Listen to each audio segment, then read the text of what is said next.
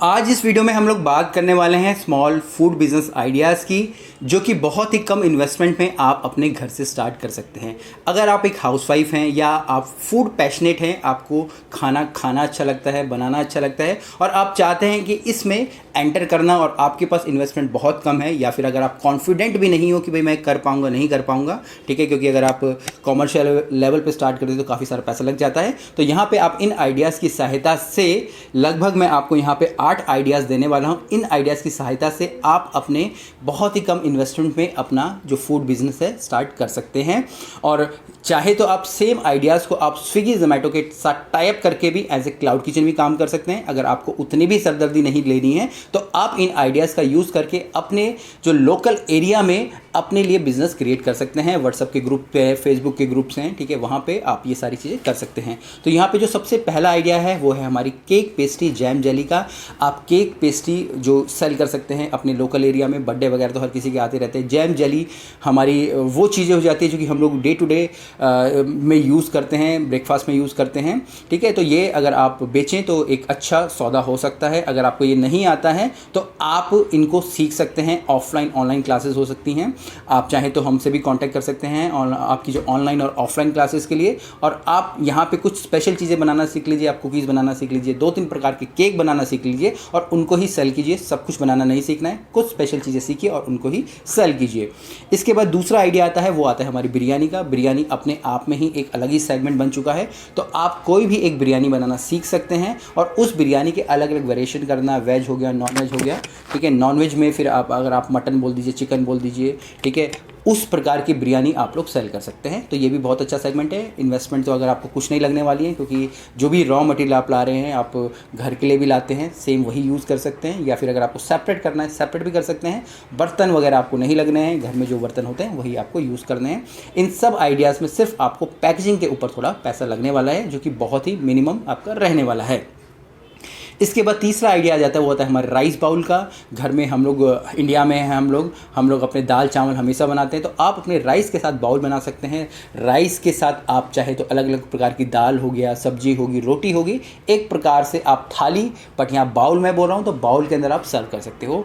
या फिर अगर आप गूगल पे भी सर्च कर लोगे बाउल किचन के नाम से, बाउल के हुई ऊपर आपको ढेर सारी वैराइटीज़ मिल जाएंगी। तो ये वाला सेगमेंट भी आप कर सकते हो। इन्वेस्टमेंट यहाँ भी बहुत ही ज़्यादा कम आपकी लगती है।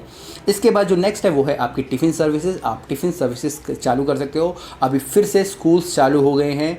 जो भी अभी स्टूडेंट्स थे वो वापस अपने कॉलेजेस में आ गए हैं। इवन जो वर्किंग प्रोफेशनल होते हैं उन्होंने भी अब काम पे जाना शुरू कर दिया है। तो आप फिर से जो ये टिफ़िन सेगमेंट वाली चीज़ें कर सकते हो। यहाँ पे भी आप जो अपना घर में खाना बना रहे थे, सेम उसको प्रॉपरली आपको एक 7 डेज़ का एक साइक्लिक मेन्यू बना के देना है और उसमें भी आप अच्छे पैसे कमा सकते हो और आप इनिशियली ये चीज़ भी कर सकते हो।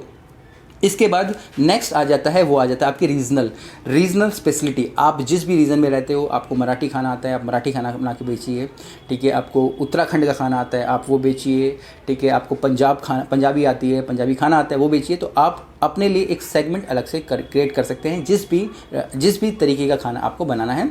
और क्योंकि अगर आप जिस भी कम्युनिटी में रह रहे हैं और वहाँ पे आप ये कर रहे हैं तो वो ज़्यादा चीज़ें होती है। क्योंकि मेरे कई सारे ऐसे मेंटीज़ हैं, स्टूडेंट हैं जो कि ये चीज़ें कर रही हैं। कोई महाराष्ट्रन का स्पेशल खाना महाराष्ट्र में बना के बेच रहा है, क्योंकि जो ऑथेंटिक चीज़ें होती है वो नहीं मिलती है। घर में बना हुआ खाना बहुत ही ज़्यादा टेस्टी होता है, साफ़ सुथरा होता है और लोग प्रेफर भी करते हैं ऐसे खाने खाने को। तो यहाँ पे ये भी एक अच्छा सेगमेंट है।